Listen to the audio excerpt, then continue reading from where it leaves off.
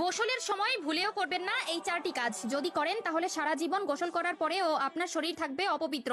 আপনার করা নামাজ, রোজা, তাসবিহ, তাহলিল, এমনকি আল্লাহর দরবারে করা কোনো ধরনের দোয়াই কবুল হবে না। বিশেষ করে যখন আপনার উপর গোসলটি ফরজ হবে, তখন তো কোনোভাবেই এই কাজগুলো করা যাবে না। কেননা গোসল যদি পবিত্রভাবে না হয়, তবে একটানা 70 বছর আপনি নামাজ পড়লেও সেই নামাজের মধ্যে এক ওয়াক্ত নামাজের ফজিলতও আপনি পাবেন না, এমনকি আল্লাহর দরবারেও তা কবুল হবে না। বিশ্বনবী সাল্লাল্লাহু আলাইহি ওয়াসাল্লাম বলে গেছেন, গোসলের সময় মারাত্মক কিছু ভুল করার কারণে ব্যক্তির করা আজীবনের নামাজ আল্লাহর দরবারে কবুল হয় না। তবে ভুলগুলো মারাত্মক হলেও দেখতে দেখায় সামান্য, তাই নিজেকে একজন মুসলিম মনে করলে এই ভুলগুলো কখনোই করবেন না। কেননা গোসল আমাদের পবিত্রতার একটি অংশ এবং ইসলাম ধর্মের যে কোনো কাজ করতে হলে পবিত্রতা আবশ্যক। কি সেই চারটি ভুল জানতে হলে না টেনে দেখতে থাকুন সম্পূর্ণ ভিডিওটি এবং ভিডিওটি ছড়িয়ে দিন আপনার সকল মুসলিম ভাই ও বোনদের মধ্যে, যাতে করে তারাও এই ভুলগুলো থেকে নিজেকে শুধরে নিতে পারে, যাতে তারাও জীবনের গুনাহ থেকে বাঁচতে পারে। প্রিয় দর্শক,